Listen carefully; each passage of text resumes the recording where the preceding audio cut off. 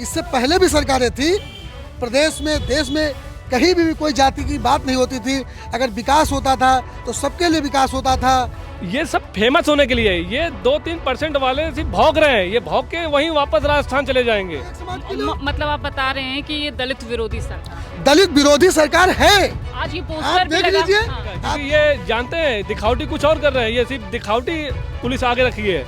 संविधान से प्रदेश कहाँ चल रहा है, संविधान से देश कहाँ चल रहा है। ये लोग वो हैं जो संविधान को नहीं मानते हैं। इस तरह क्या इन पर कार्रवाई करेगी योगी सरकार, या गोली मारने वाले को माला पहनाएंगे, सम्मानित करेंगे, पद देंगे? इसी लखनऊ के अंदर आज से लगभग 15 दिनों के अंदर दसियों लोगों के मर्डर हुए हैं, दसियों लोगों के मर्डर हुए और लोगों को इंसाफ नहीं मिला। तो ये मतलब ब्राह्मण समाज क्या योगी आदित्यनाथ को चैलेंज कर रहा है? अगर कोई मुस्लिम या कोई और जाति वाला होता तो वो तो अब तक की जेल की सलाखों के पीछे होता। होता।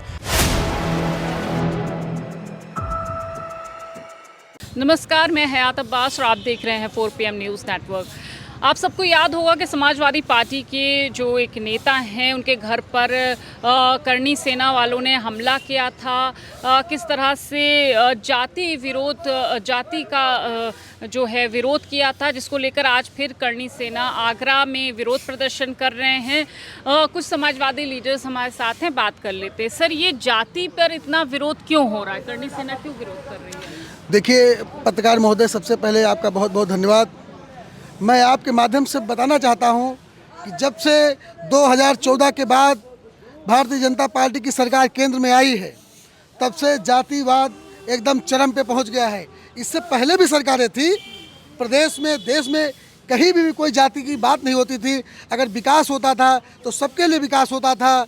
अगर कोई योजना आती थी तो सबके लिए आती थी। तो बीजेपी तो कह रही है सबका साथ सबका विकास भी, आप लोग ये क्यों कह रहे हैं? यही तो गलत फहमी है आपकी। बीजेपी कह रही सबका साथ सबका विकास, लेकिन वो सबका साथ ले रही है, विकास केवल अपने सजाती लोगों का ही कर रही है।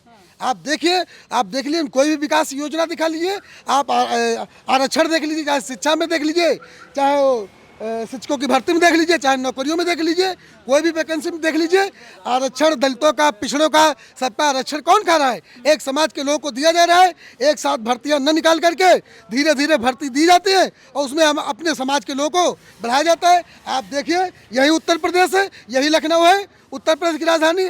आप देखिए, इसमें लगभग 50 के करीब में थाने हैं। कितने थानों में किस बिरादरी के लोग भरे हैं, आप लिस्ट निकाल लीजिए, आपको पता चल जाएगा। कहीं कोई है दलित, कहीं कोई है पिछड़ा, अल्पसंख्यक कहीं है, सभी लोग एक समाज के लोग। मतलब आप बता रहे हैं कि ये दलित विरोधी सरकार है? दलित विरोधी सरकार है। आज ये आप पोस्टर भी देख लगा। लीजिए। हाँ। आप देख लीजिए आगरा में किस तरीके से उत्तर प्रदेश के मुख्यमंत्री, बताओ, आगरा में थे, उसके बाद भी बताओ, एक दलित लालजी सुमन जो राज्यसभा के सांसद है, उनके घरों पे किस तरीके से हथियार ले जाकर के 100, 200, 300 लोग पहुंच जाते हैं उनके घर पे तोड़फोड़ करने के लिए, उनको जान से मारने की धमकी दी जाती है। तो ये कहाँ का न्याय है? संविधान से प्रदेश कहाँ चल रहा है, संविधान से देश कहाँ चल रहा है। ये लोग वो हैं जो संविधान को नहीं मानते हैं। इस तरह की गुंडागर्दी करना और कितना सही है? वहाँ पे प्रशासन भी था, वो भी कंट्रोल नहीं कर रहा है। देखिए, शासन प्रदेश में सरकार किसकी है, प्रशासन किसके अंतर्गत आता है?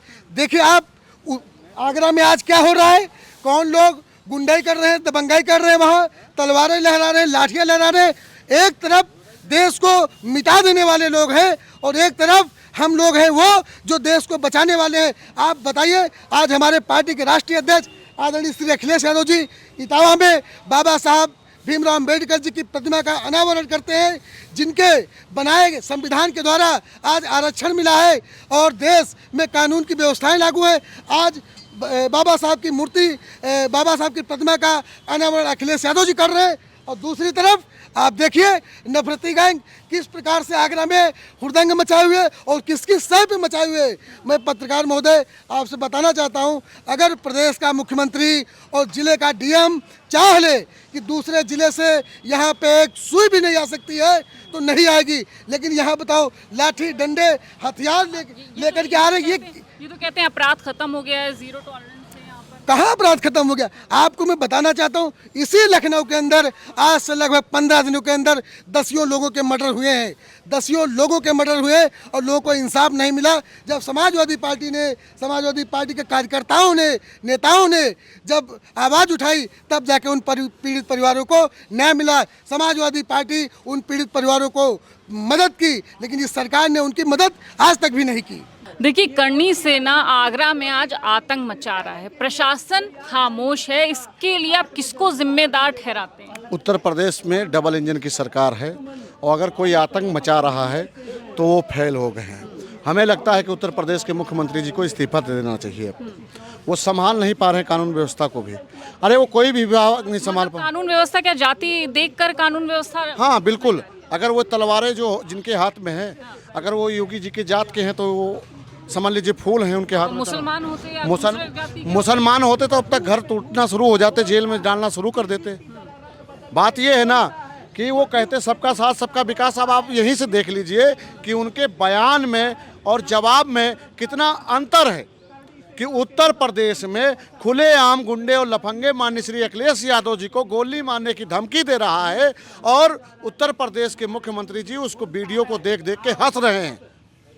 ये है, सोचिए कि जहां पर जीरो टैलेंस की बात हुई थी, जहां प्रदेश को विकास की ओर ले जाने की बात कहा था, सबका साथ सबका साथ विकास की बात कहा था, अब आप देख लीजिए उत्तर प्रदेश को कहां पे लाके डाल दिया, कहां पे लाके डाल दिया। और आपको पता ही नहीं होगा, अभी थोड़ी देर पहले बनारस वाले मिश्रा जी पर हमला हुआ है, खून से लहू लुहान, हाँ एकदम चाकू से, और उनका लाइव चल रहा है। और सोचिए पुलिस फोर्स अभी तक नहीं पहुंची वहां पर। तो भारतीय जनता पार्टी में कुछ भी हो सकता है। आज बनारस वाले मिश्रा जी हैं, कल दारा सिंह हो सकते हैं। समाजवादी का एक एक आदमी को ये मरवाने का ठेका दे दिखा है, वो है गुंडा छाप करनी सेना वालों को। आप बता दीजिए, करनी सेना का जब अध्यक्ष मारा गया था तब ये करनी सेना वाले कहाँ थे? जब अपने अध्यक्ष को नहीं न्याय दिला पाए तो वो बात करते हैं मानव सम्मान की बात करते हैं। मान सम्मान तब भी तो अपमानित हुए थे जब जयप्रकाश नारायण जी की प्रतिमा पर अखिलेश जी फूल चढ़ाने जा रहे थे, तब पुलिस फोर्स ने, योगी जी ने रुकवाया था, तब नहीं चौपाल हुई थी। आज चौपाल कर रहे हैं, चौपाल के नाम पर गुंडाई कर रहे हैं। और एक बात बता दीजिए, प्रशासन ने वहाँ पर जयंती मनाने का दिया था सर्टिफिकेट या वहां पर तलवार लहराने का दिया था? पहले प्रशासन ये बताए कि ये कौन है दोषी, क्या इन पर कार्रवाई करेगी योगी सरकार, या गोली मारने वाले को माला पहनाएंगे, सम्मानित करेंगे, पद देंगे? हमने तो कई बार देखा है कि जो माननीय श्री अखिलेश यादव जी को गाली दिया है, योगी जी ने उसको पद दिया है। क्या इस बार भी उसको पद ही देंगे या जेल पे भेजेंगे? देखिए, जाति की बात हो रही है, यहाँ पर एक बैनर भी लगा जिस पर लिखा है, मिठाधीश को हाथा नहीं भाता, ब्राह्मणों को सरकार बदलना आता है। तो ये इसे कैसे समझ सकते हैं आप? ये जो है, इन्होंने अभी जो 3-4 दिन पहले जो स्वर्गीय पंडित हरिशंकर तिवारी जी के पुत्र विनय तिवारी, उनके ऊपर जो जांच बैठा ली है, उनकी गिरफ्तारी कल की डेट में गिरफ्तारी भी की है। तो ये मतलब ब्राह्मण समाज क्या योगी आदित्यनाथ को चैलेंज कर रहा है? नहीं, ब्राह्मण समाज नहीं कर रहा है, ये योगी आदित्यनाथ जी की व्यक्तिगत दुश्मनी है। उन्हें कभी भी हाथा नहीं भाया। हाथा का मतलब है जो स्वर्गीय पंडित हरिशंकर तिवारी जी का घर था, वहाँ उन्हें कभी वो नहीं भाया। तो वो अपनी व्यक्तिगत दुश्मनी, अब तो पंडित हरिशंकर तिवारी जी तो रहे नहीं, उनके पुत्र हैं, तो उनके ऊपर उन्होंने जांच बैठा करके, फर्जी जांच बैठा करके उन्हें दोषी सिद्ध कर करके उन्हें जेल भेजा।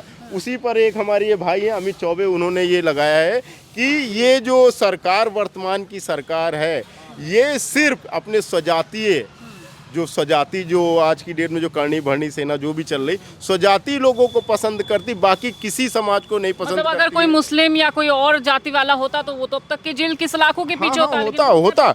आपको बता दें, ये जो आज जो 200-250 लोग जो आगरा में नंगी तलवारें लहरा रहे हैं, ये मुख्यमंत्री जी के स्वजातीय लोग हैं। अगर उसकी जगह कोई मुस्लिम होता या कोई पीडीए का होता, उसको ये ISI का एजेंट और पाकिस्तानी और आतंकवादी घोषित करके अब तक जेल भेज दिए होते। और उनकी देखिए, इनकी मतलब जो अपने आप को वीर कहते हैं, अगर तुम वीर हो, बहादुर हो, तो एक हमारे समाजवादी भाई जो कि वो भी मिश्रा हैं, वो भी ब्राह्मण समाज से ताल्लुक़ रखते हैं, उनकी पीठ पर आप चाकू भोंक रहे। वो तो हमारा समाजवादी शेर था, उसने तुरंत उसे पकड़ा और वहीं धुन दिया।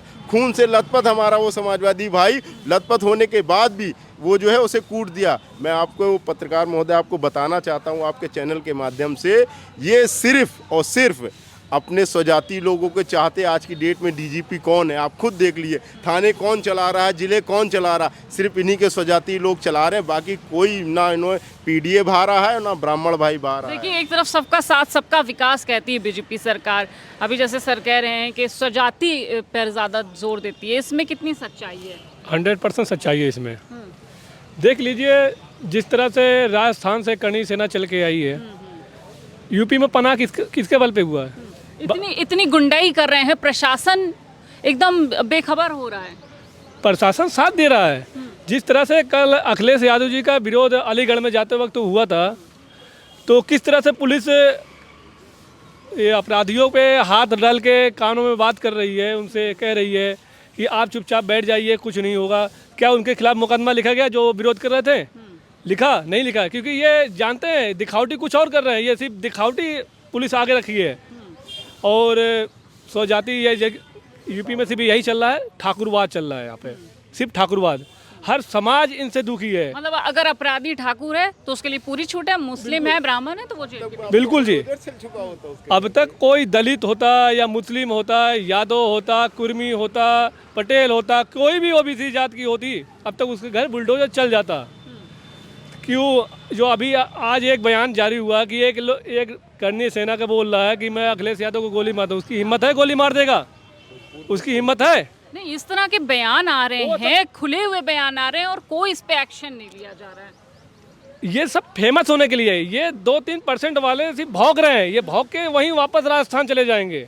ये मैं चैलेंज के साथ कह रहा हूँ, राजस्थान ना चले जाएं फिर कहना। फिर ये सिर्फ अभी भौंकने आए हैं। ये भौंक किस बात पे है? बाबा जी के दम पे भौंक रहे हैं और भौंक के वापस चले जाएंगे वहीं पे। मतलब क्या बाबा जी जो है अपराधियों को इस तरह के खुली जो गुंडागर्दी कर रहे हैं उनको बढ़ावा दे रहे हैं? बिल्कुल में बढ़ावा दे रहे हैं। आप खुद सोचिए, एक जो नाबालिग, मुझे वो देखने में तो नाबालिग, एक छोटा सा बच्चा पूर्व मुख्यमंत्री जिसे Z+ सुरक्षा मिली हुई है, उसको गोली मारने की धमकी दे रहा है खुलेआम। वो भी वीडियो वायरल है। क्या उसके घर पर अभी तक बुलडोजर चला? नहीं चला। मैं आपको बता रहा हूँ, ये जो चैलेंज कर रहे हैं, मतलब बुलडोजर भी सिर्फ जातिवाद ही चीजें देखता है, जातिवाद घर देखता है तभी गिराता है। जातिवाद नहीं, वो सिर्फ पीडीए को देखता है। अगर पीडीए का अगर कोई भी है तो उसके घर बुलडोजर चलना है, वो अपराधी हो चाहे ना अपराधी हो, अच्छी बात है। हम ये नहीं कह रहे कि पीडीए में अपराधी है। वो अपराधी की कोई जात नहीं होती, अपराधी की जात सिर्फ अपराधी होती है। अपराधी वो किसी भी जात का हो, किसी भी बिरादरी का हो, किसी भी समाज का हो, उसके ऊपर कार्रवाई होनी चाहिए, उसके घर बुलडोजर चलना चाहिए। और ये अपराधियों को सिर्फ अपनी, मतलब हमारी जात का अपराधी है तो सेफ है। बिल्कुल, बहुत सही बात कही सर ने कि अपराधी अपराधी होता है, उसकी कोई जात नहीं होती, कोई बिरादरी नहीं होती। लेकिन उत्तर प्रदेश में जो गुंडा राज चल रहा है उससे साफ तौर पे कि कुछ जातिवाद देखकर अपराधियों को बचाने की कोशिश करी जा रही है और कहीं ना कहीं कुछ जातियों के साथ नाइंसाफी हो रही है। फिलहाल आपको ये खबर कैसी लगी, मैं कमेंट बॉक्स में ज़रूर बताइएगा। कैमरा पर्सन सत्यनारायण के साथ मैं हयात अब्बास, OPM न्यूज़ नेटवर्क।